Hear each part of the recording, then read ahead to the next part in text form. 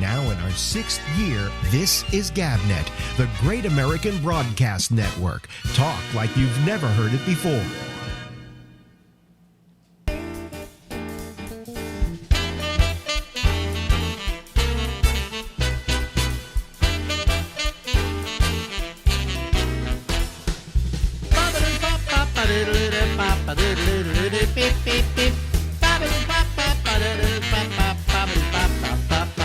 Yes, from the third most infected city in America, it's the Ramble with Alex Bennett. That's me, and I'll be here till midnight Eastern Daylight Time. Ladies and gentlemen, out to Boulder City, Nevada. There's Stephen Kravitz. Why he's living there, we have no idea, but he's not going to be living there much longer. Right, Stephen? Yeah, that's right. I'll be back in Massachusetts beginning of September. Back to the birthplace of comedy in this country. Well, back to where I was born and raised. That's the birthplace of comedy. Yeah. Well, Yeah. I want to ask you a question. I'm going to ask you a question. I asked this of Bubbles, and I'm going to ask this of you. What to you, because you're a comedian, right, is the lowest form of comedy? stealing. No, well, no. I mean, besides what we all know is should have the death penalty with it. Right. Yeah, stealing jokes. No, what is the lowest form of comedy? Well, puppets in general creep me out. They just give me the willies, you know? I mean, Is that well, nothing to do with puppets. is that comedy or is that theater? Comedy, and they, you know, I mean, there's what, Jeff, what's his name, Durham? Oh, Jeff Dunham. Oh, God, I hate him.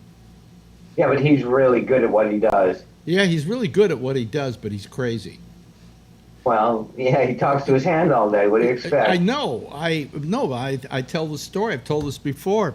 I was doing Comedy Tonight, right?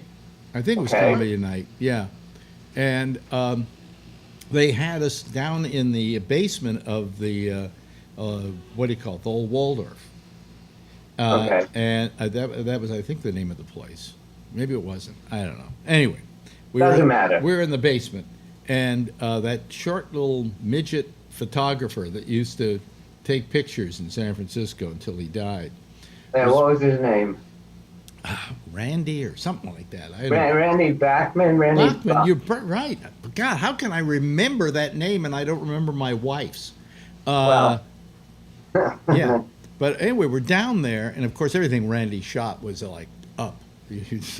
Same angle for every Right. picture, Randy. He took a picture of me that hung in the green room at the Punchline. Yeah. So he put a picture. Took a picture, and he had me on one side, and he had Dunham on the other side, and in the middle was, I don't know, the grumpy old man puppet of his. Something like that, yeah. Yeah. And as we're starting to,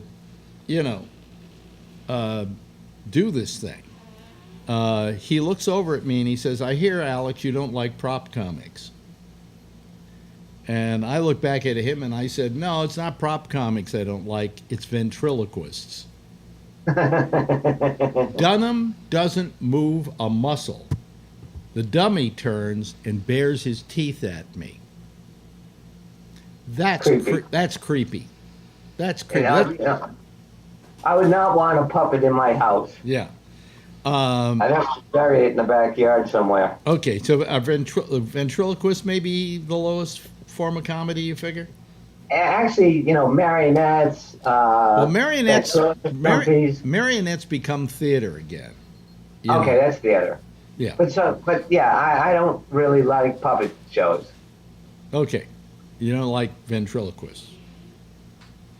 Yeah, because most of them are, yeah, you're right. I don't like ventriloquists. You know what it is? What it is, when you talk about comedy, the kind of comedy you do, stand-up, is raw comedy. Okay? Right. There's no finessing.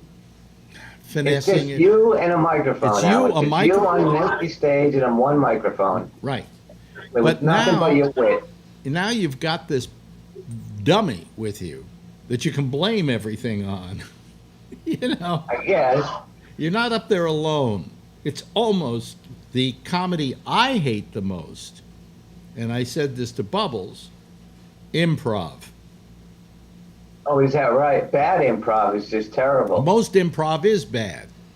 You're right. You're right. Yeah. You're right. And the reason I hate improv is it's a con. It's a what? It's a con. They go out there and they act like they're gonna do something really different and special, you know, and it's all gonna be improv. It's all gonna be off the top of their head. But they've done it so many times that they know the Right. answers they're going to get from the audience, and so they just say, "Give me a job, an occupation," and then they just wait for Right. an occupation they've already done. Right. They say, "Okay, yeah, a shoe salesman," and you know what kind of place is it? You know, and then the people yell it out, and they remember one that they've already done it before. It's not improv. All right, Alex. You know. I agree. I agree with you. Especially the ones that have been doing it a long, long time. Yeah. I A mean, lot of the improv players just want to be comics. The good ones are comics. yeah, and they do improv as kind of a skill. As kind of not even a skill. What do we call it? Oh boy, what's the word I'm looking for here? It's like where you're teaching yourself something. It's just it's like a gymnasium. It's like working Right. out. Okay. Right. I mean, I've worked with a bunch of improv groups. Yeah.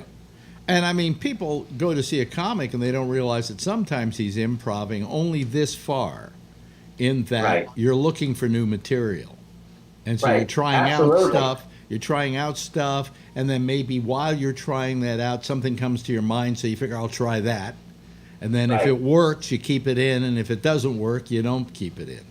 Right. But you have a skeleton that you work around. You have a skeleton that you know is going to work, and then you go out and play. Yeah, And kind of reroute yourself back into material and then go off material. yeah. You know what I'm saying? So who are the stand-up comics that you like seeing, you liked watching? I used to like to watch Bill Hicks. Bill Hicks was, oh God, wonderful. I like Steve Wright in moderation. Yeah, Stephen Wright, I was watching some stuff on YouTube with him. He isn't around much anymore. But Stephen Wright he's the one joke comic. It's just like Right. one joke, one joke, one joke, one joke. Right, but it's all monotone, and after, 20 minutes, it's enough. Yeah, yeah, yeah. But who else is a comic like that has a lot of jokes, and it's not like they go from one joke to the other with any kind of reason. Continuity. With any kind of continuity. It's just one joke after another. And I'm Right. trying to remember Right. who does that that's very good at that. And somebody I was thinking about the other day. Bubs is like that. Who? Bubbles. Bubs? Yeah. Yeah. Yeah, Bubs is one joke after another that doesn't. Right. It's not like people like Seinfeld will do a bit, and then he's doing a thing on driving a car, and then all the jokes in that chunk Right. will be about driving a car. With Bubs, Right. he does a joke, and then he goes to the next joke, and he goes to Right. the next joke. You know? Right. And they're all non sequiturs. Yeah. They have nothing to do with each other. They're just separate jokes. Yeah. Now, how do you describe what you did and do? I call it anger comedy. Really? Yeah. I mean, when I'm at my best, I'm usually angry at something. Yeah. I just thought about that this morning, actually. Yeah. A lot of improv. My set was always a lot of improv, which is why, I work so well on your show, because I was able to do things quick-wittedly. Yeah. Is that a word, wittedly? Well, yeah, I think so. Yeah, okay, well, it's not In more a a quick, word now. okay, in a quick-witted manner. There you go. There we go. So that's how, I got a pretty good wit about me, and so I like to play. Yeah. I always open up with material. I never open up with where you're from. Usually if somebody gives me shit, then I'll talk to them for a minute. Yeah. And they're really good. Some people are really good, and they stop. When you stop with them and you move into a bit, they leave you alone. And then a bad audience member, somebody's a little drunk and wants to show that they're going to screw up your act, and they like to talk throughout your act. You know what I mean? Have you had that happen? Me? Yeah. But I never really did stand up. No, but when we did our shows, you knew if you had the audience. Although all the shows we did with you, the audience was all there. They were the same people who got up at the crack of dark. Well, Or the radio show. I spoiled you guys in that Oh, yeah. when you got up to do your act, because you had already been on my show a lot of times, and they knew your pacing and your timing and Right. your little world that you create for yourself, okay? Right. As a comedian, that when you went out on stage, you didn't have to do about 5 minutes establishing who you are and what your world is. Right. And because of the show, your show that we did, we would develop a cult following. It was weird. I would see the same people at all of my shows. Yeah. Well, And at one point, I turned to him and I said, "You know this shit better than I do. Why don't you come up and do it, and I'll watch you for a while." I got up and I did stuff, okay, Right. at these shows that we did. And I would do about 10 minutes at the top of the show, right? It was all pretty much ad lib on my part. Right. And people went, "Wow, you killed out there, boy. Have you ever thought about doing stand-up?" And I said, the only reason I killed is this is my audience. Right. And I'm Right. already pre-sold to them, so all the jokes I'm doing are stuff they know about me and they expect me to say. Right. You right. know, I said, if I were to take this act, what I'm doing here, and go to, I don't know, Portland, Oregon, they'd tear gas me. No, if I go to Portland, Oregon, what's funny about this guy? You know, Right. because none of the jokes would land. Because none of the jokes were, all my jokes were pre-sold. Okay. Right. I get what you're saying. So with You know, your show was the straw that stirred the drink. You know what I mean? The comedy drink. You helped us develop comedy followings. We sold out every shows. yeah, Every show I did with you was a sold out. Was a sellout. yeah. You know? Yeah. No, not in the. He's not referring to the fact that we sold out. No, we but didn't it was sell a out. sellout. But there was all seats were taken. Yes, all the seats were taken. Yeah. But you know, I mean, the thing is with a comic, any comic, they've all got their little world that they do their comedy in. Okay. Sure. And you have to establish to a strange audience doesn't know you. You have to grab them and bring them into your world. And I always and sometimes I ask comics, like, do you have a piece of material that you always do at the top of your act to a strange I do. audience that establishes where you're coming from? Right. And it depends on my mood as I'm walking on stage. Yeah. I've been known to open up with, "So I'm pumping this nun," Yeah. Okay. you know? Yeah. And then it kind of says how I'm going to set the tone for the rest of the night.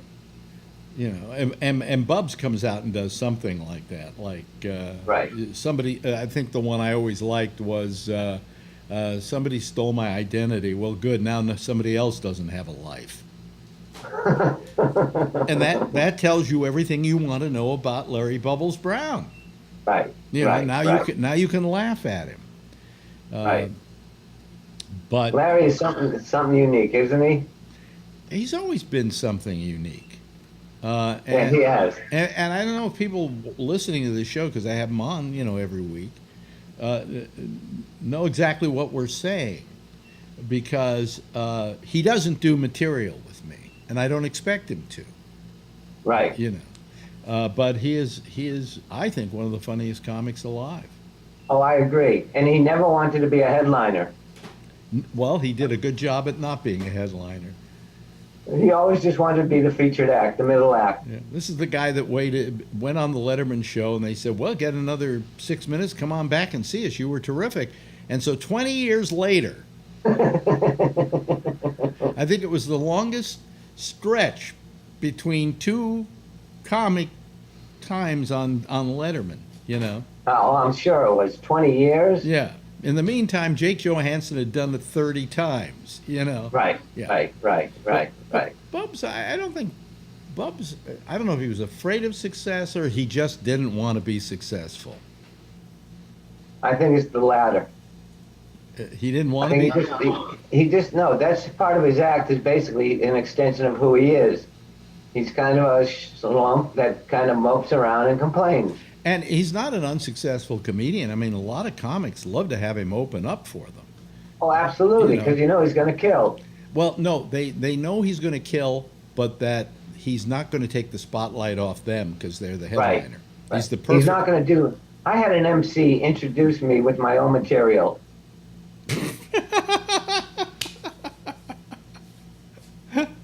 Oh, that's great. That's great. That really made it difficult for you, didn't it? Well, no, I actually came up and I said, "You've heard this joke because I wrote it, and let me tell you how it goes the right way." Oh boy. Oh, I'd call him out on it. Of Wouldn't course. you? Yeah, absolutely. Hey, I just looked. We've run out of time already. Are you kidding me? Yeah, no. Like that. Like that. All right, Alex. Okay. Well, I'll be back. He'll be back, ladies and gentlemen. That, of course, is our dear friend, Stephen Kravitz. Thank you, Stephen.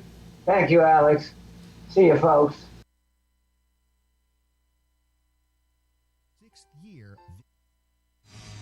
Now in our 6th year, this is GabNet, the Great American Broadcast Network. Talk like you've never heard it before.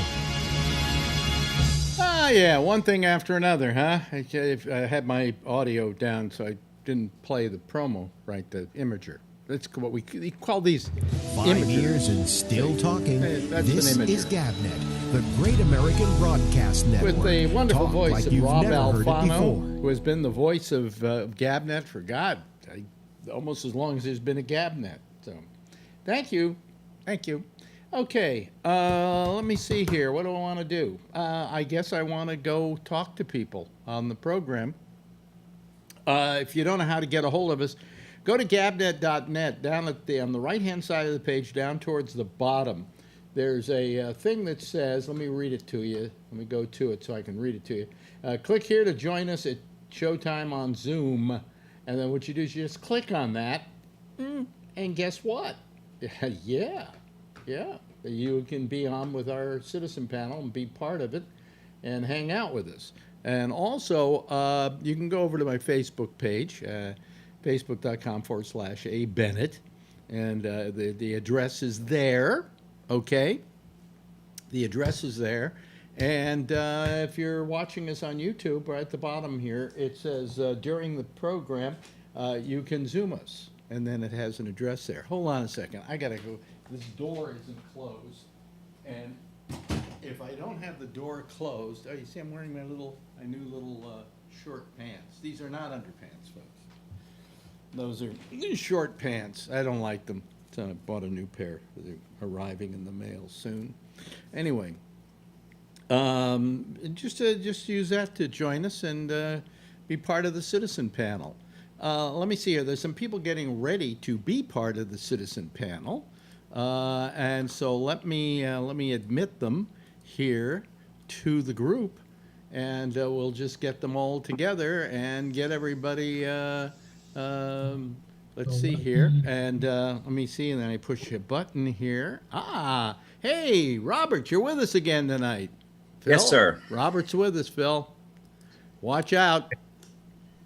He's a nice guy, actually. Yes, he is a very nice guy. I enjoy him. Yeah. By the way, you had, what was that song you sang the other day about potato? Oh, you say tomato, I say tomato. You say police, I say Gestapo. Yeah, that's the potato, police, Gestapo. Let's call the whole thing off. Okay, we're being joined by Charlene Martinez, who hasn't called in a while, but there she is. Ladies and gentlemen, how are you doing there, Charlene? Charlene, how are you doing? Charlene's audio isn't connected. Am I connected now? Yes, you are. Yes. Oh. Okay. All right. Good. All right. Here we go. Ladies and gentlemen, this is Horse Lover Fat. That's different. Yeah. I'm beginning to forget what your real name is. Oh, it's John. Oh, John. Oh, okay. Man, Horse Lover Fat. You know who Horse Lover Fat is? No. On. Nobody's any Philip K. Dick fans out there? I know Philip K. Dick. Yeah, Ballas. I've never It's- heard of him. But though. but then again, Phil doesn't because he doesn't know Dick. Oh, Now that was a character in Ballas. Oh, okay. In fact, all the names I make up are from Philip K. Dick movies. Oh, really? Oh, okay. Yeah. Anyway, and John's last name is. See, I mean, I keep forgetting because you keep writing all these other. Larkin. Huh? Larkin. Larkin, of course. Yeah. I should remember. It's the name of a street in San Francisco. Yeah. Yep. Anyway, boy, it is hot in here tonight. We have had we've been in the middle of the world's, right, Charlene? The world's worst. Disgusting. Yeah, disgusting. World's worst stretch of hot weather and so on. And I always think of that Marilyn Monroe thing. We're having a heat wave. yeah, no, it's hot here. It was 93 today. And I've also been having these sinus headaches. You ever get these right Yeah, now? me It's too. it's like pressure. You having them now lately? Really? Yep. Really? It's air sinus. conditioning can cause that. You know something? I hate air conditioning. I have to love it because I need it, but it's terrible. It's disgusting. So whatever. So how are you all? Did you get those? What?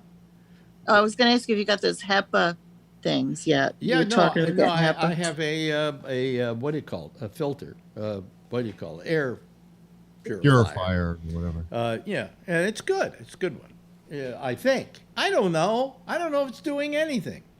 I don't know if this is like some phony thing with these air purifiers. And you Yeah, make who knows? Marjorie goes, the air seems fresher in here. You know, Every third one's a placebo. yeah, it's right. yeah, exactly. Yeah, does it And you'll filter out never know. COVID? Huh? Does it filter COVID? No, no, no. That's that true. That kind of HEPA filter would run you thousands of dollars. Okay, they do have one, but and they're hoping that some restaurants and so on are going to start putting them in because if they Yeah, start, supposedly the dentists and stuff have that, right? Like a big HEPA filter that they've redone. yeah, the but they office don't with. have they don't have that one. Yes, Phil. I went to the dentist today and had my teeth cleaned, and the amount of PPE and the things that they do because of COVID is unbelievable. You know, if they use that Cavitron, which is a thing with the water. Marjorie had Marjorie had her teeth done today too. Yeah, they had this thing that's like a vacuum cleaner that they put in front of you that sucks any of the moisture that goes in the air. Then you put this other thing on your chin, which you hold there, and that is like a vacuum, and it's getting the vapor. And they change their masks and gowns, and they have the plastic shield. And they charge you an extra $15 for all the PPE changes that they're going to do. Plus, it takes a lot longer. And they said if they didn't have this vacuum stuff, all they could do is scrape, which Yeah. I prefer to scraping, but they say it gets Yeah, better cleaning with the Dixie Cavitron. it does. Okay, well, you know, whatever. I have no idea. Marjorie had to go get a tooth filled today because she had a filling fall out. And she said that, you know, the woman was acting like she was diseased, and you know, I mean, she, Well, they were just using good protocols. And, yeah. Well, I mean, are they doing that more to keep themselves safe or to make you feel safer? That's what I think. They want to keep Both. themselves safe. it's both. You know, You know. it would have been nice if I could have taken the mask Hey, off. by, But by the way, I'm rooting for you guys out there in Texas, Charlie, Oh, because only about 14,000 more people getting COVID, and Oh, yeah. we're number 4. We're number Yeah. 4. we'll probably pass you on Friday. You think so? Yeah. Oh boy, good. And then there's no other state that's closer, so we're probably going to stay at number 4. But hey, Charlie, what about the shooting in Austin the other day? What's going on with the riots? This is Texas. That had nothing to do with the riots, except that this was somebody, I guess, who was against the protests and ended up shooting one of the protesters.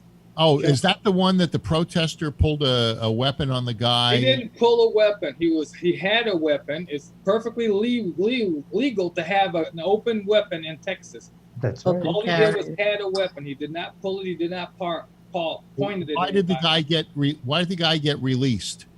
Because they was that the guy that got released, or was it the other guy? Yeah, the guy that shot him got released.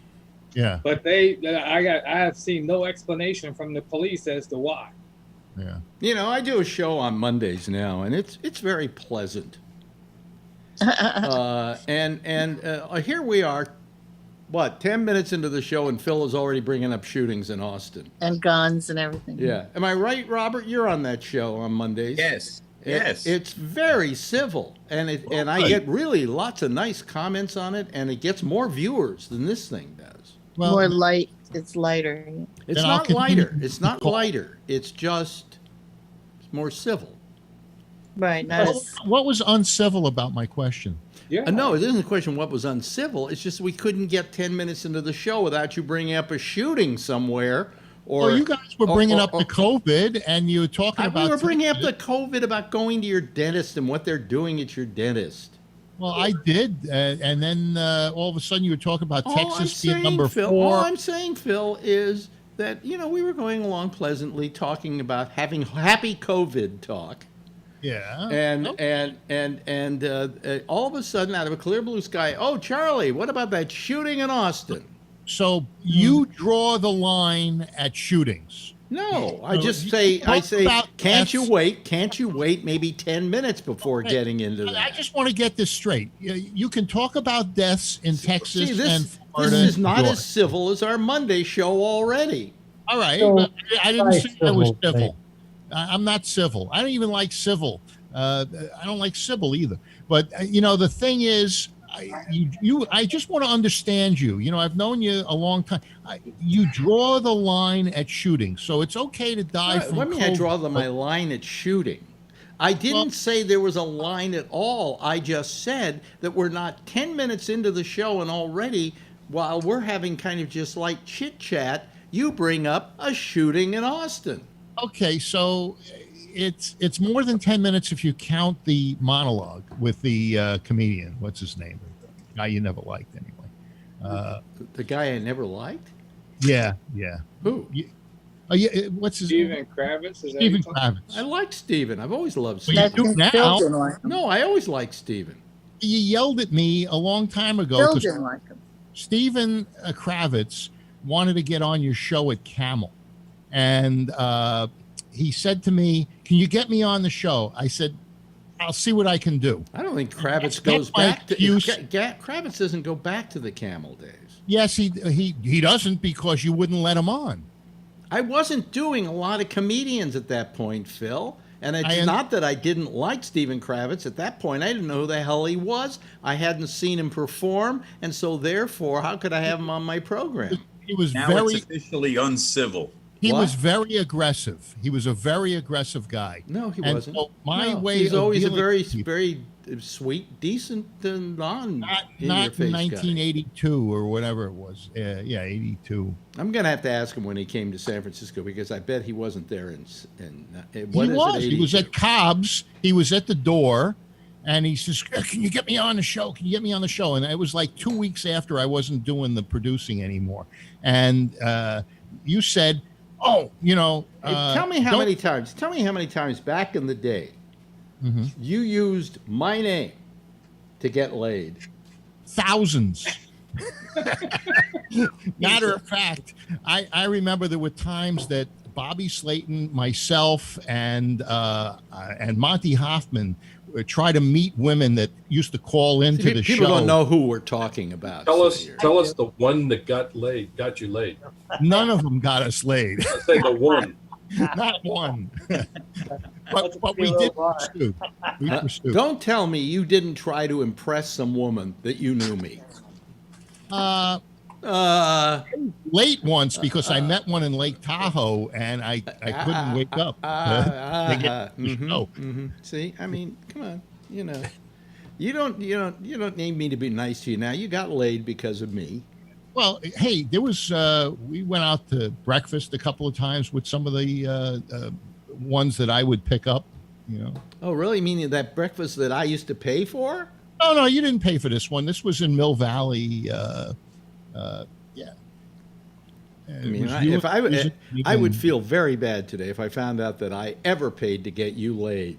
Oh yeah, you know on any level. One we went with was Neil Schoen. What's his group? Journey. Journey. Yeah. Yeah, she worked for them in the counting.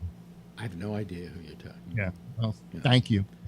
I knew Neil Schoen's ex-wife. Yeah. Well, I met her too. Yeah. Yeah. At Camel. She was pretty aggressive too. What do you mean aggressive? What is this? People Angry, are aggressive. She was angry, not civil. Not the Schoen's wife that I knew, except she was maybe she was a little angry at Neil. Yeah. Because he was a real prick, you know. But and stupid, I should add. Really stupid. Yeah, she told me once that he went to Europe, and she said, "Did you go to France?" She said, "No, but I went to Paris." There you go. Yeah. So it was, You know, Neil Schoen played with Carlos Santana when he was 16. He was in Santana's band. Yeah. Really? That early? Yeah. Yeah. Well, That's I understand. I never liked Journey, but I've been told he was a good guitarist. That he was a good guitarist. Yeah. But Journey was to me it was, it was Muzak. Yeah, it was Muzak. Did you hear when Shaquille O'Neal went to Greece? Somebody asked him, "Did you go to the Parthenon?" And he goes, "I don't know. We went to a lot of clubs." Well, Shaquille O'Neal was also the guy that said, "I've won at every level except college and the pros." Oh boy. Anyway, so it's hot. I'll tell you. We were talking about the Parthenon. Hottest place I've ever been in my life. Literally noon at the Parthenon on a summer day. Yeah. Do you know what I'm talking? Jeff looks like he's nodding yes. Do you know what I'm talking about? Oh yeah. Is that hot or what? Yeah. Been there. There's a whole times when you go to Europe. No shade. It's terrible. It is. Yeah. They've had some summers. People are dying in the street. Yeah. Well, I mean, I felt like I was literally bacon on a griddle. That's how I felt up there. Because at the very top where the Parthenon is, it's like this flat rock, and then the sun is just beating down on you. And I'll never forget that. Finish that thing. What? One of these days they're going to finish that thing. Well, they are. I understand next year putting the sheetrock up on the Eiffel Tower. Oh, that's good. Yeah, so it'll kind of be a little bit on its way to being finished. Yes, Charlene. Before Phil brought up that horrible subject about the guns thing. Now, I'm not if I'm an Alex Bennett type fan, there's no way that I'm like a Regis Philbin fan. So don't think I am. But what do you think about, Regis was not that old, really. I mean, he was 88. Well, he was old then. But Regis is like a television icon or something, right? I think he was one of the best. Yeah, and he was, my mother didn't really know who he was, although she thought she did. But he started out as the sidekick for Joey Bishop, right? Yeah. Wow. And before that, he had his own show on Westinghouse Network that replaced the Steve Allen show called the Regis Philbin Show. And nobody knew who Regis was, and the whole publicity campaign was, "Who's Regis?" Because nobody knew who Regis Philbin was. And he was really a good host, but he wasn't established, so the thing didn't work. And then he went over and was the sidekick to Joey Bishop. How many people here know who Steve Allen? Allen. Yeah. How many know who Joey Bishop is anymore? Yeah. Right. I know Kevin, but we think that Paul Newman. You don't know who Paul Newman is? Ask some kid. He doesn't know who Paul Newman is. Right. Right? You're right, Alex. They don't know who anybody is today. Yeah. Race car driver. Racer. Paul Newman was? Well, Paul Newman, yeah, he was a race, Yeah. car racer. He was very successful with it, too. Hello to Brian Neary. Brian was on our Monday show with us, and with his daughter. Hey, Charlie, what do you think about that shooting? Huh? Jeez, man, what the heck's going on? Just want to start the show like Monday does. It's uncivil again. Yeah, every night it should be, gee, how about all those shootings? How many shootings have we had tonight? Well, you got to remember. You got to remember Right. that when he Let's when count you, the shootings. When you said Count what was shooting coming to him in according to the- Texas, Phil, I went. So what else is new? Because I lived in that state, Yeah. and when I lived there, they had an open carry law, and there were no law. And every Saturday night, there were so many shootings and people killed in gunfights in bars in Houston, Texas, Yeah. that we didn't report them as news because they were so common. And that's what happens when you go for the Second Amendment. Yeah. Oh, there was was it the chief of LA police that story. said he got what was coming to him? Hmm? Chief of police said he got what was coming Yes. to him. Really? Yeah. Mm. Think Yeah. so. Yeah. This is wife, right, Tiffany? Yeah, she thinks I'm talking to a bunch of women on here. Yeah. She goes, "Hey, Phil." Tell her it's Jake from State Farm. Bunch of- You're wearing. Hey, listen, she looks so young. See this guy right here? I thought she was your other child. Oh, you see, this guy was a big We're a shot. bunch of ugly This guy birds. used to be a big shot one time. Yeah, I used to be a big shot. Now I'm just a massive failure. Well, it's that. she left the room. Gorgeous kids, gorgeous wife. Neary, I hope you say a nice prayer every night to God and thank Him. I say the prayer when I wake up. Thankfully, I'm alive still. Yeah, right. Yeah. But what a lovely family you have. You're very blessed. I think that's wonderful. Yeah, where is he, Alex, again? What? It's in California. Where's California? Where's Brian? Is in Yeah, California. Silicon Valley, right there. Yeah. He Yeah. does have the life, yeah. He and Brian could probably. He and Kevin could probably get together at some point. Yeah, And I think also, so. who's the other guy on the treadmill all the time? Why can't I remember his name? On the treadmill. Brian. Yeah, Ray. the Goomba. Oh, What's Ray his name? Renati. Renati, Oh, yeah. yeah. Is he out there too? I go down Kevin's way, car shows and stuff like that. So we'll connect when this thing's all over. Yeah. Well, I'm going to be building my truck, so I'll be calling you for chrome. Oh, okay. You're gonna call him for Chrome? Does he have Chrome? No, LA just Chrome. car stuff. Yeah. You got to go to LA to get chrome put on. You know, there's not too many places anymore that do chrome. Yeah. Oh, yeah, there are. What kind of truck, Kevin? 53 Dodge Pilot House. Do you know how long Oh, it's wow. Do you know how long it's been since I've owned a car? It's been when I come here. I came here in 2014 and sold my car just before I came here. 2013, excuse me. So it's almost 18 years I haven't owned a car. 7 years. Huh? 13? Oh, 03, you mean? 03. Well, Yeah, you 03. lived in San Francisco all that time, all the way up to 2013? Well, let's see here. No, wait a minute. I came here in 2004 or 3. Okay. Oh, okay. That Yeah. would be 17 years. So there'd be 17 years. I haven't owned a car. It's unbelievable. I don't even know if I know how to drive anymore. Her mom. When I just bought the Mercedes. Mm-hmm. Her mom drove up and said, "How many people live here? Why do you have 5 cars and there's only 2 of you that drive?" Are you a collector? Yeah, You collect? yeah, I guess. Play around. Yeah. In California, 2 cars per person. I had 2 cars. Yeah. Yeah.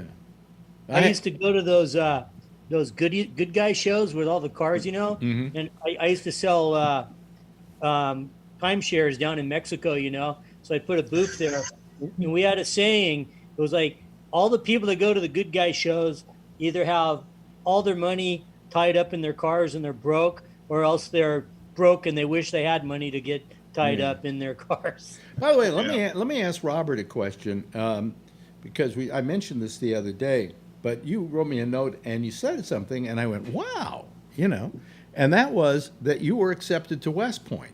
Yes, I was. I wanted to go there since I was about 8 years old. My parents took me up on a sort of a day trip, and I fell in love, and I determined that I was going to go. I got accepted. I got the commission.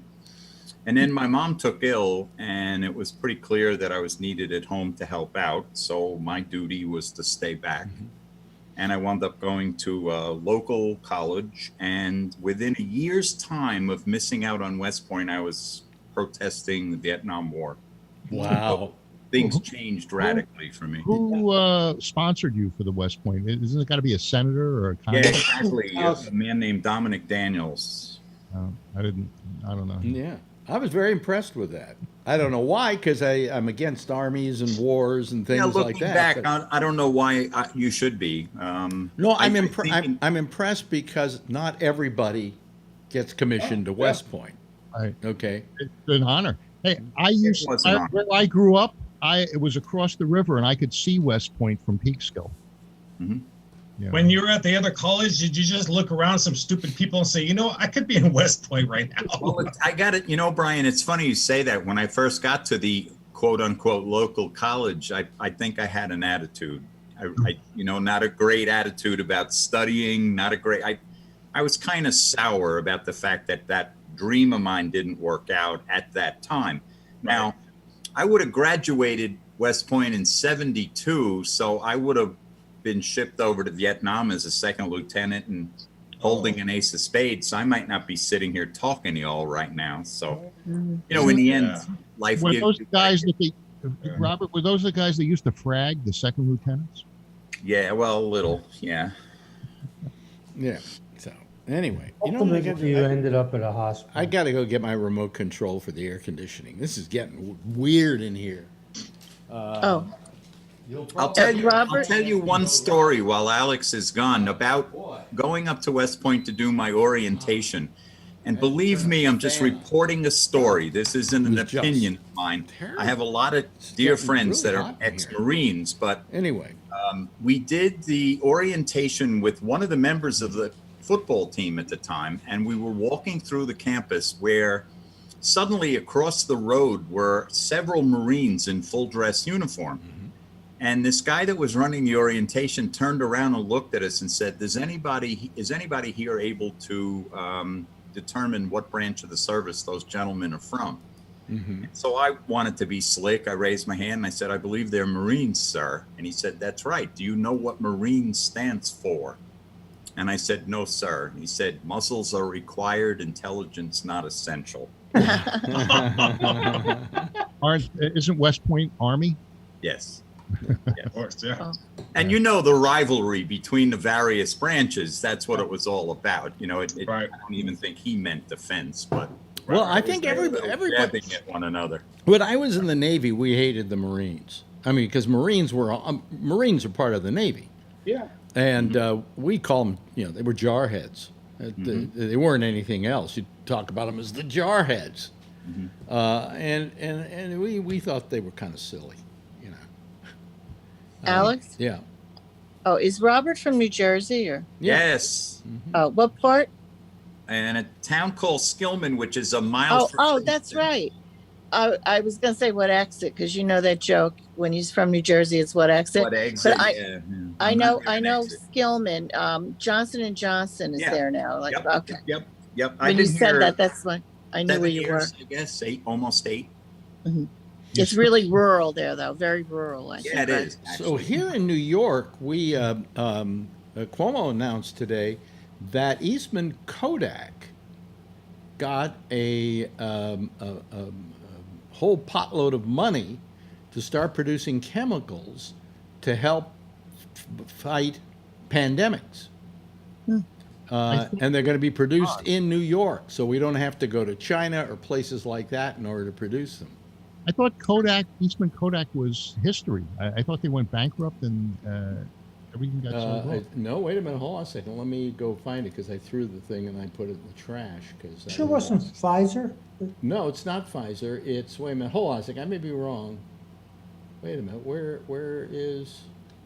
People don't use too much film anymore. Oh, here it is. I didn't throw it in the garbage. We have exciting news today. Eastman Kodak Company, a storied New York manufacturer based in Rochester, was awarded $765 million in federal loan under the Defense Production Act. This loan will allow Kodak to create a new business unit, Kodak Pharmaceuticals, dedicated to producing pharmaceutical ingredients that are essential for vital medications. New York's long-term support for Eastman Business Park helped allow the company to take advantage of this opportunity. Today's announcement means 300 direct jobs and 1,200 indirect jobs for New Yorkers. More importantly, will help ensure that America can provide our own needs in a pandemic like this one. Pretty cool, huh? Yeah, wow. You know, This state support or federal? Who created federal. support with state or federal? Federal. Federal. Yeah. So it was that damn Trump, huh? Yeah, I guess it was under the Defense Production Act, whatever that is.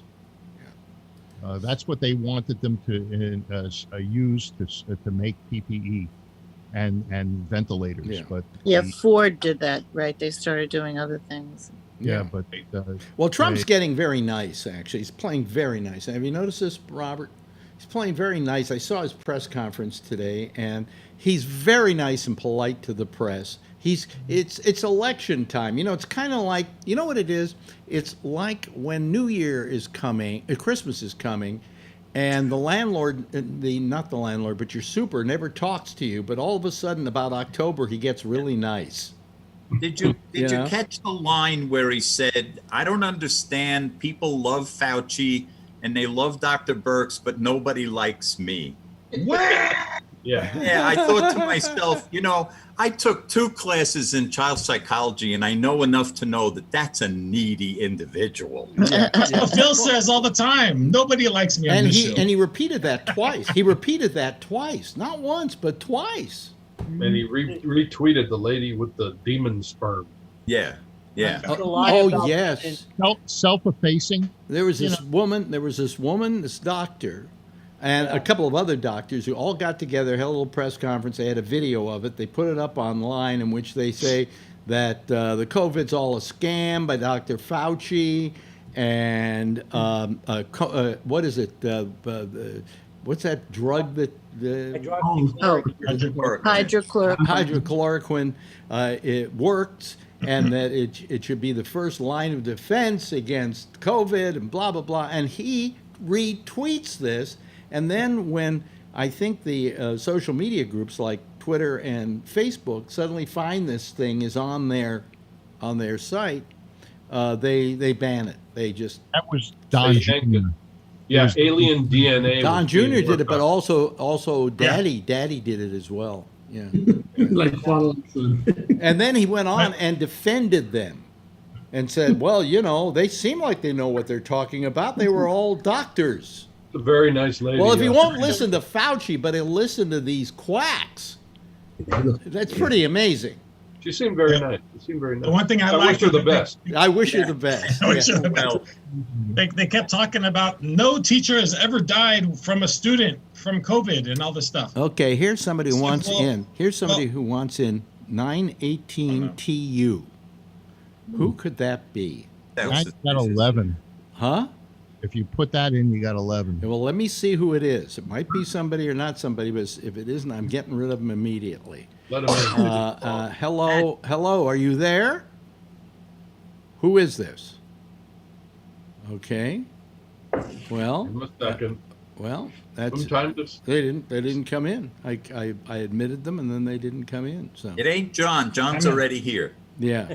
must not have had a mask on. Yeah. There's a YouTuber that goes to and does these bombs, but he videos it.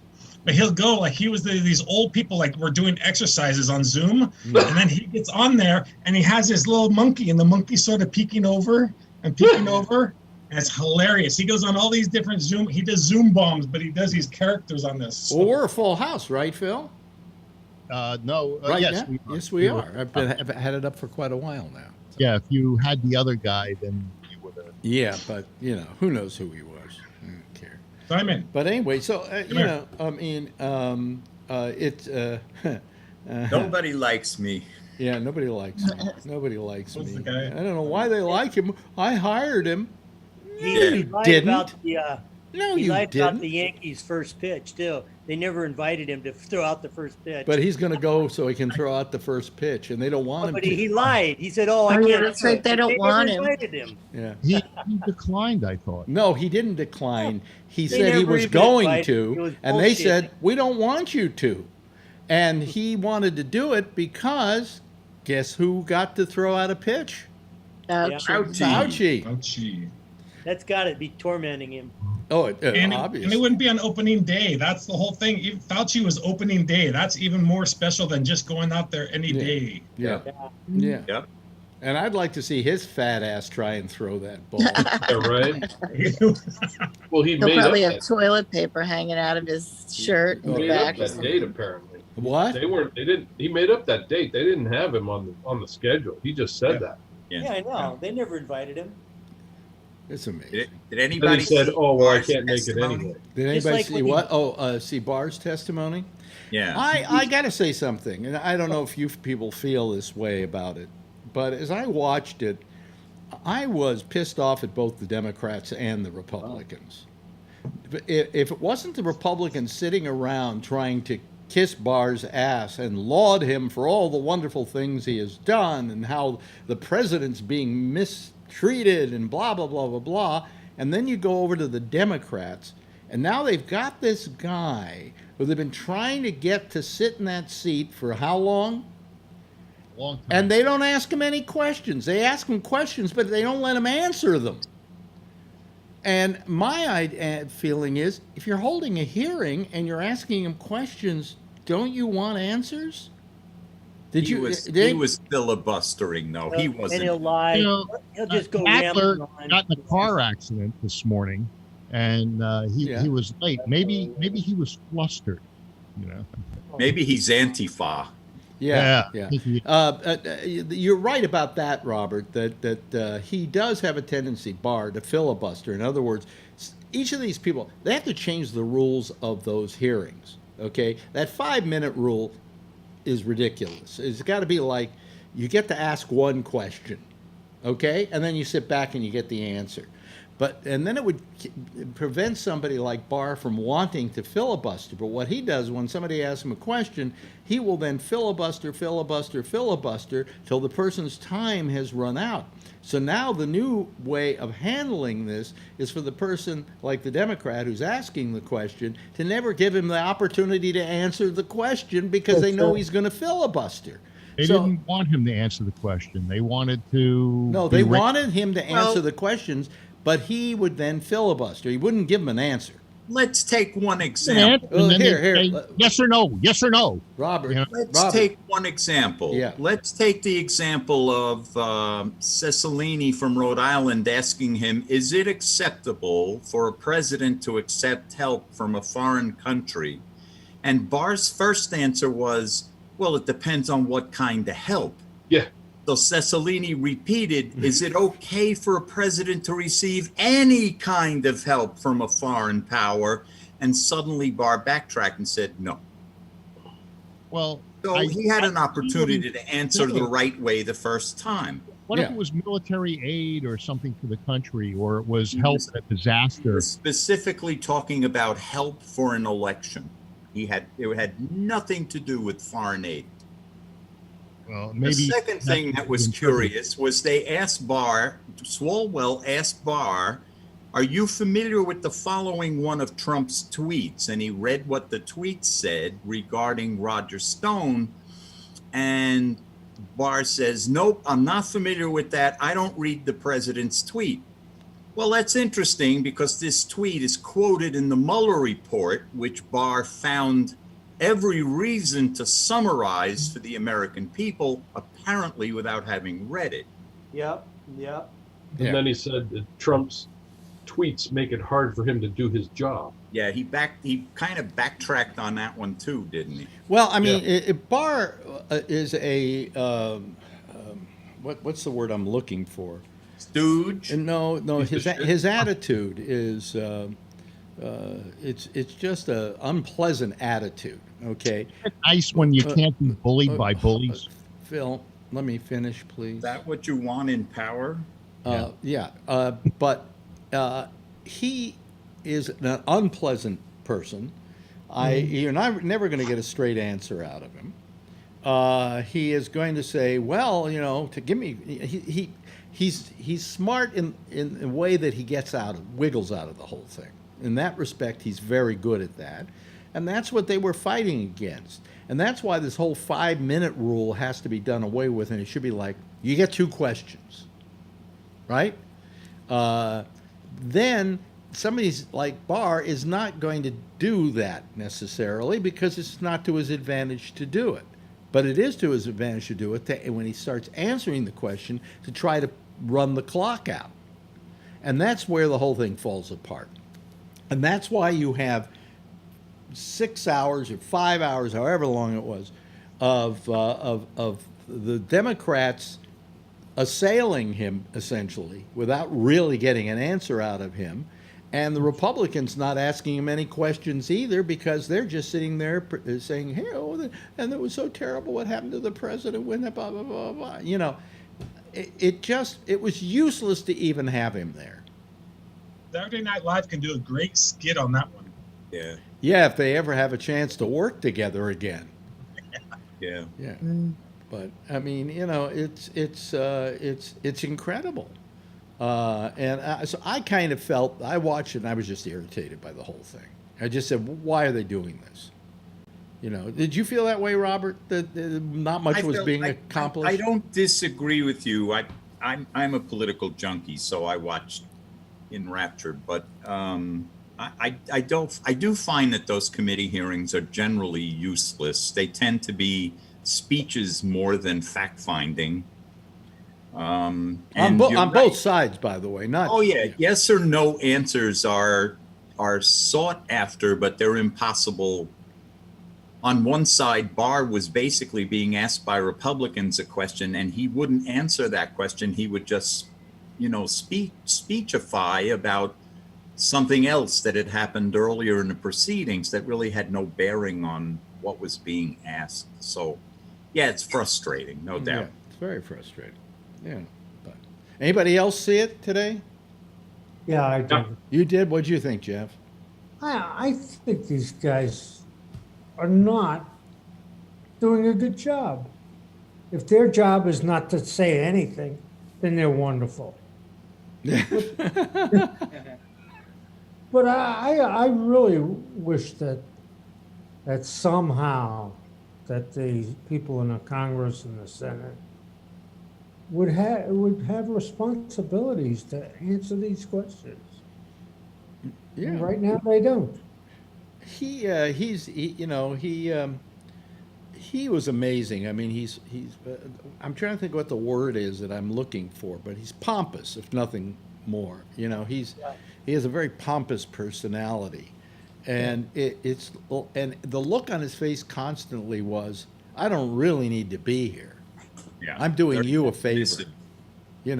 When he isn't doing anybody a favor, if the Congress asks him to appear, subpoenas him, he should show up. He was not subpoenaed. He was there voluntarily. Yes, we know that, Phil. Finally, because he's been subpoenaed a lot and has never shown up. What do you have to say about that? Well, I guess he showed up when he was ready to show up. Yeah, right. It was Trump that asked defied the subpoenas because the subpoenas were coming out around the time of the what was it that they did to Trump? They impeached. So during the impeachment hearings, he was being subpoenaed, and none of the Trump White House appeared for those subpoenas. Yeah, and they should have all been thrown in jail for not showing up. But I guess he was able to take care of that without getting thrown into jail. Yeah. So when Trump loses, how do we keep this guy from ruining the country in the 2.5 months? He's not going to lose. Huh? I think that you guys are such a minority with big mouths that, and you make a lot of noise and a lot of smell. But you know what? You're the minority. You're small. There's so few of you, and you're crazy. The end result is going to be 4 more years of Donald J. Trump. Why don't you put your money where your mouth is? Yeah, right. Yeah. All right. Okay. I'll take a wager, even money, with you any day on the election. Any. All right. How do we pay off? Do we send it to Alex and let him hold it for the winner? That'd be fine with no, me. you just on your honor. The loser pays. The money. Yeah, I'll pay. You don't want to be a welcher on this program. No, I You'd don't never be welch. able to show I've up. never belched. But if he doesn't leave, neither did I. if he doesn't leave, though, but we still win if he doesn't leave and he loses the vote. No, because he won't have to leave because he is going to be. Well, wait a minute. Well, how much money you Let's willing? do a nice gentleman's bet. I'm not a big bettor. How about 20? I see. What? 100. $20. $20? 200. Are you out of your mind? $20 it is. 20? Is that all? I don't want to break your wallet.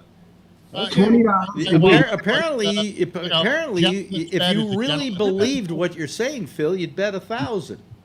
Yeah. It doesn't matter. No, but are you? Wait a minute. Are you sure? Are you sure that you're right that he's going to win? Well, I'm $20 sure. Well, that's $20 sure. Are you $1,000 sure? That's tip money. Yeah. Well, you know what? I'm not a bettor because I think betting is suckers. I see. Okay.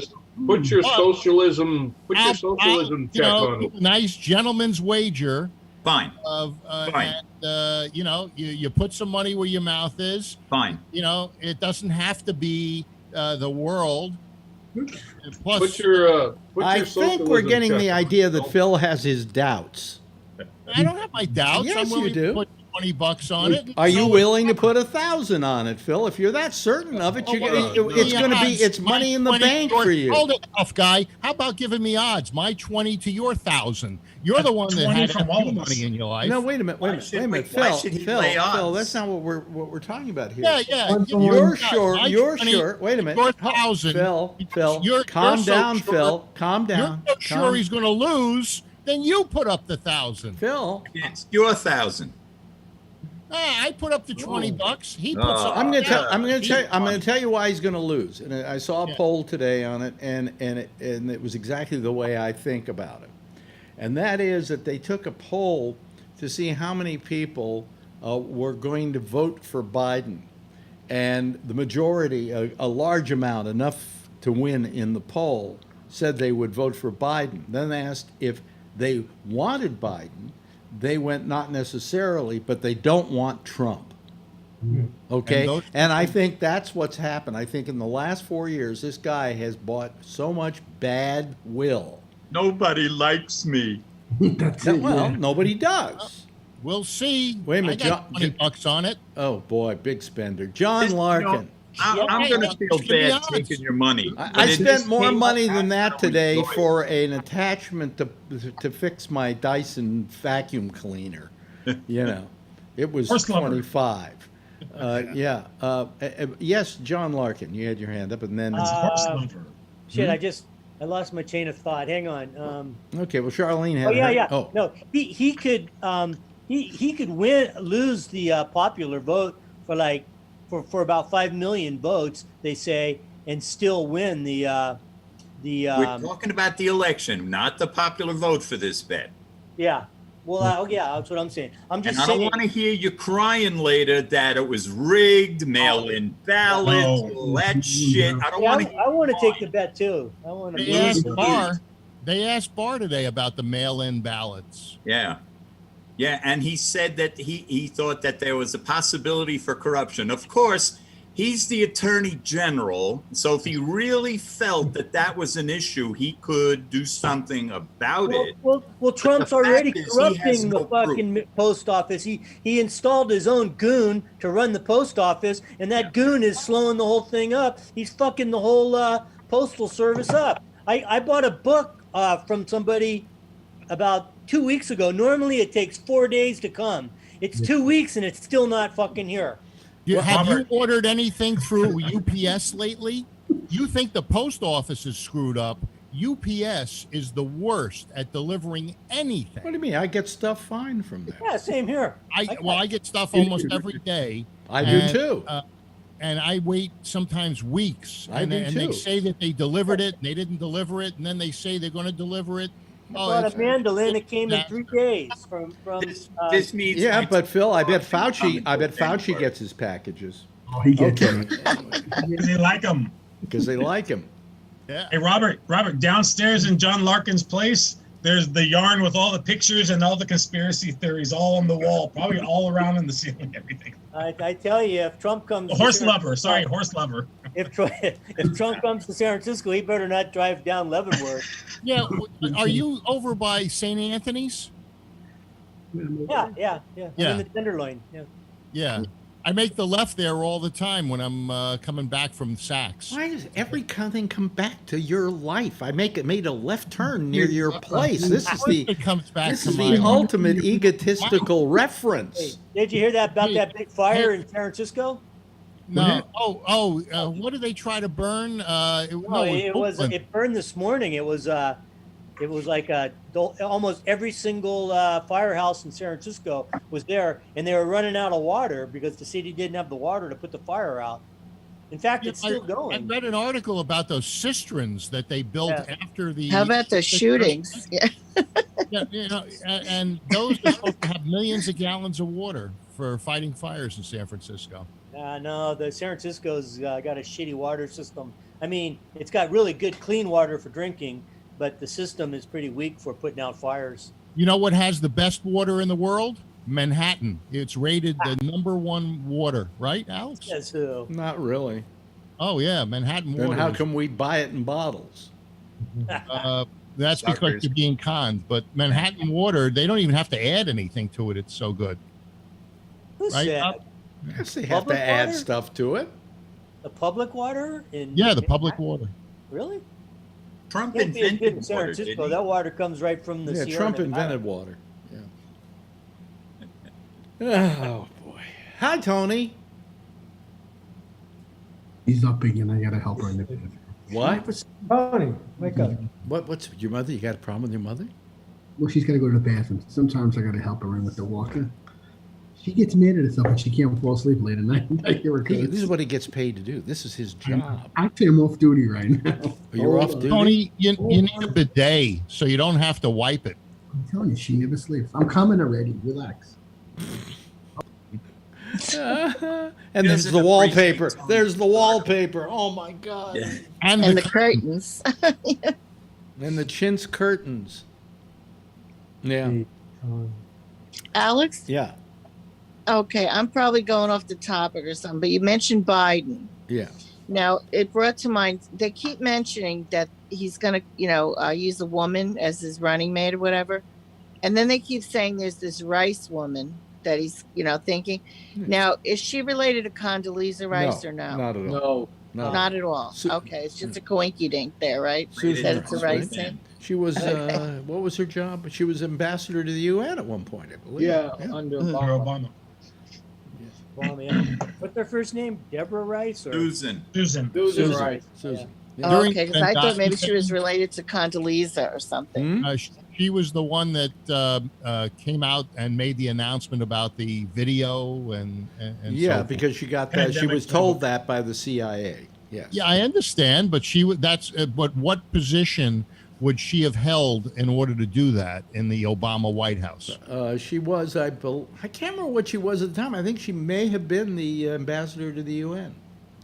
Yeah, but why, if she was ambassador to the UN, why would she be making that announcement? He had another post at some point, National Security Advisor. She Did she make it to ambassador at the UN, or was she up for it and then they didn't give it to her because of that whole flap over the CIA? And then that other woman they think is going to get mad, the one that had the busing incident with Biden, she made that comment and they think that that's why he's not choosing her now, right? Kamala Harris. Kamala, yeah. Kamala Harris, yeah. Yeah, I think it'll probably be Rice, or it'll be there's talk about that what do you call it, mayor of Atlanta. Yeah. Oh, no.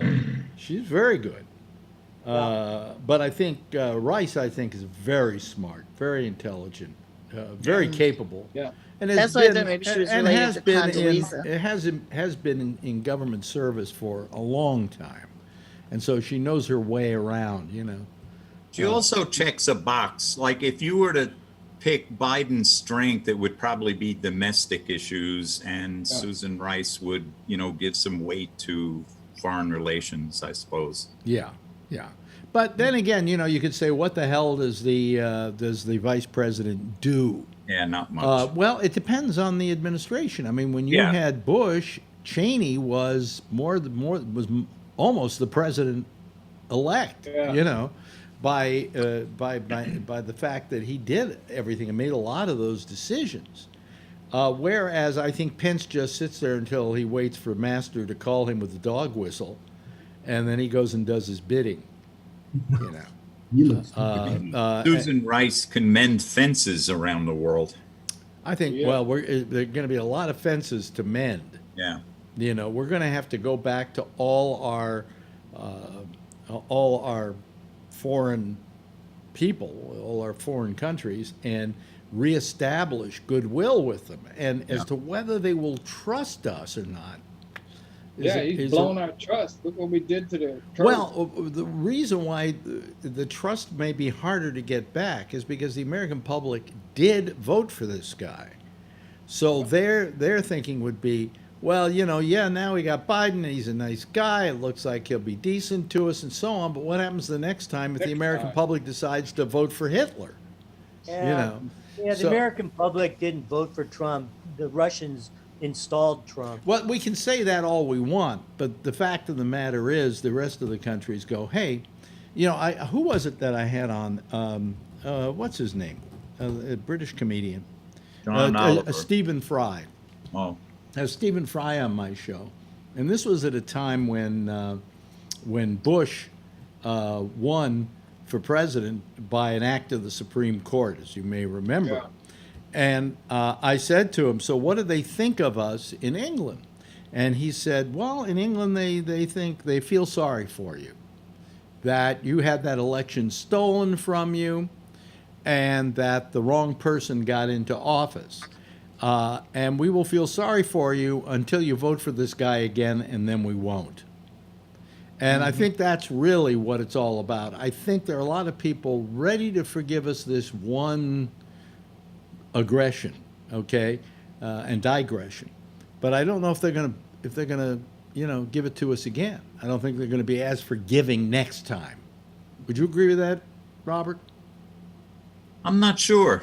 I really don't know what to expect. The whole world's in turmoil of some sort or another. Yeah, that's true. Yeah. Now, what I want to know,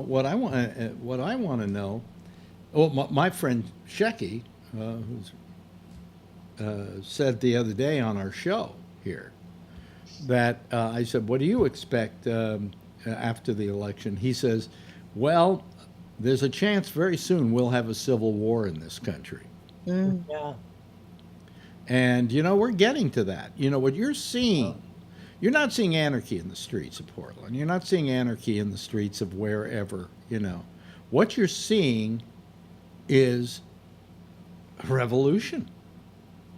What you're seeing are people rebelling against the government. A government they feel is denying them freedom of speech. I mean, when you look at Portland was almost asleep by the time this whole thing got started up again. They had done most of their demonstrating, and there were a handful of people there every night, and nothing much was happening. And now that those thugs, those jackbooted thugs came into town, everybody's getting together like crazy and showing up every night by the thousands. They only incited more of a riot going on there. What do you think, Kevin? Yep. Yep. Okay. Yeah. But I mean, it's kind of sad what they've done there. I mean, they took a manageable situation and turned it into just an absolute horrible thing. And eventually, those jackbooted thugs are going to kill somebody. You know, it's just bound to happen. I mean, you can kill somebody with tear gas. Yeah. Or there's rubber bullets. Yes, John. Yeah, I saw on, I think it was YouTube or Twitter, they had some undercover, people wearing non-uniforms kidnapping people off the street in Manhattan today. What? Yeah. Mm. Yeah, it was just some guys, they just pulled up and there was some kind of protest going on and they just grabbed this person and started throwing them in the into a van, unmarked van. Really? Yeah. I didn't hear about that one. Did you guys hear about this? No. No. Go on Twitter Yes. and look at Chris Hayes' Twitter feed and you'll find it. Wow. Yeah. Well, you know, it's not good. What I want to know is, where is Antifa and how can I join them? Yeah. Where do I send my money and get a hat? Where do I send my money, get a hat, or where do I go to join them? You know, I figure, because I read about what Antifa was. It goes back into the 1800s or something like that. And they're anti-fascist and they are anti-white supremacists. And they're really, if they actually exist, which I really don't believe they do at this point, you know, much like the yippies really didn't exist, okay? And yet we had everybody believing they did. You know, I'd really like to join them if they really exist. Yes, Phil. Phil believes they exist. R had a good example. He said that they were, you know, they're just individual people that seem to congregate once there's an event, and then they organize when there's an event.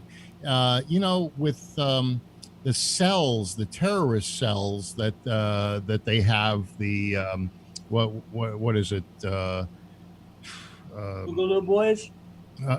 What? Say again? Boogaloo Boys. Boogaloo Boys. No. They in Iraq, they're you know, and Iran, there are these terrorist cells. You mean ISIS? Well, yes, ISIS and others. And these cells are individual cells. Well, with Antifa, Barr said, they're individuals, but then there's an event, and they congregate at the event, and then they organize. It's like they have a group of rules. Oh, I see. In other words, what it is, you should. How does he know this? Can I say something? Well, because he's the attorney general. That's how he knows. Yeah, and he's a lying sack of shit who's trying to make you believe something exists that doesn't exist. Am I right, Charlie? The truth. Here's a question now. I mean, Phil, it's kind of obvious if you think about it. Trump's losing. He's losing the battle with the virus, and he's losing poll numbers. So now he wants to be the law and order president, and he's sending them into cities to show that, look, I can take care of you. Well, he's basically saying the cops can't do their job then. Yeah. Trying to just divert the attention because he sees how it's going. Well, come on, when do we use military in cities? Well, also, when do we use military to stifle dissent? You know, you know. I mean, this thing wasn't even a problem at the point that they went in there. It had been a problem a few weeks earlier, but it wasn't by the time they got in there, and they've turned it now into a big problem again. Yes, Charlene. Are you talking about Chicago? Or? No, we're talking about Portland. Portland, okay. Because is that where that woman governor called, for help from the feds? The mayor? She only asked help from the FBI and DEA to help fight drugs. That was Portland. Okay. She was actually just making a point. She was just kind of going, look, I mean, if we really needed their help, we'd ask them. We would be more than happy to have them come in and help us. But we don't want them just to come in and fucking with their military, uniforms. Like Portland never asked for them to come in. Yeah. Here's my Work question. together. Where was the secret police in Michigan when folks stormed the State House with guns about as long as the height of my body and had signs saying that the governor of Michigan should be lynched? Well, that was okay because that was a white person crime. That was going to bring that up. Protest. Was it really? People getting knocked over. No riots. Oh, is that right? Go look at some film, Phil. They had to call Wait a off the minute. legislature. Kevin is trying to There ain't say. no riots. Oh, Kevin's trying to say something here. Yes, Kevin.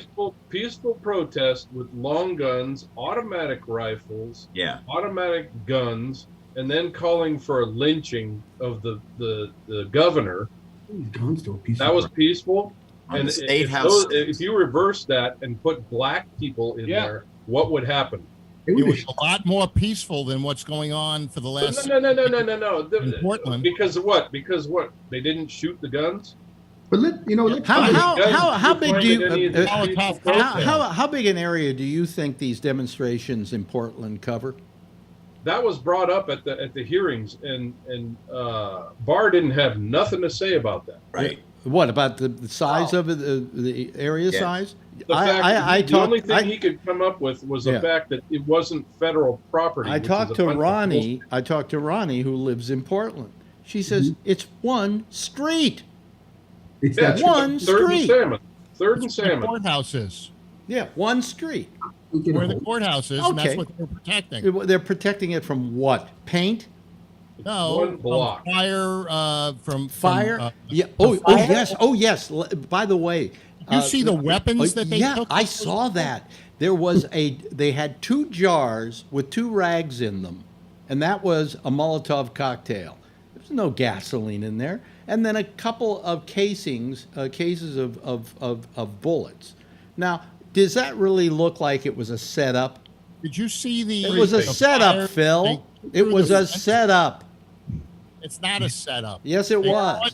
caught you red-handed. Boy, you would have Rest- you rest. would have thought Hitler was a great guy back in the day, Yeah. you know. Yeah. But Just my- Hitler's not. He's going lighter on the Jews than they deserve. That's really what he's doing. You know, he's really a good guy. You probably would have supported him because he hated America. Oh, he hated. You probably would have supported him because he was a thug, a jackbooted thug, and you seem That's to right. side with those people. I also I left don't out the think that Nazi the sign, people, the protect swastikas on. our monuments. Just be quiet a second, Phil. If Charlie wants to say something here. There wasn't there a firehouse burned down in Arizona? Is he going to send the jackbooted thugs to Arizona for that? I haven't heard one rumor of that. Yeah. Well, yeah, we live in a this is a banana republic we're living in now. Is a firehouse federal property? A What's that firehouse got to do is not with it? federal There's property. no It's federal local- property being threatened in Chicago, but he's sending the Yeah. jackbooted thugs Well, there. A firehouse is not federal property, Phil. That's why he didn't send in your thugs. What That's about why the he's- State what's that got House to in do with Michigan? Chicago? He said he The sent them to state house Chicago is because not all the federal murder. either. Ah, I see. That's not So federal. when he beat the shit out of the Navy veteran about 5 blocks away from the courthouse, that was in defense of the courthouse. Come now. That's so. That's they said Yeah, that yeah, they yeah. run over. You know they do what? their You don't thing. even believe your own shit. Robert, they- By the way, but he said- there's our theme. There's our theme. Everybody play nice now. Everybody kiss each other. Make up. Say you love each other. Yeah, here you go. Let's go Rangers. Okay, if they get to play. Saturday. Saturday? Okay, I hope they don't get the COVID because I'm not me betting on the Florida Marlins. I'll tell you that right now. Phil, thank you. Thank you to Charlie Wallace. Thank you, Robert. Thank you, John Larkin, whatever your name is today. Jeff, thank you. Thank you to Kevin. Thank you to Tony. Thank you to Brian. Been a little quiet tonight, Brian, but that's okay. And thank you to Charlene. Why don't you all give a big wave goodbye, and I'll wave back at you and say, wave back at you. There we go. See there, I'm waving back at them, and they're waving goodbye. Okay, that's our citizen panel for tonight. Thanks to all of them for having joined us.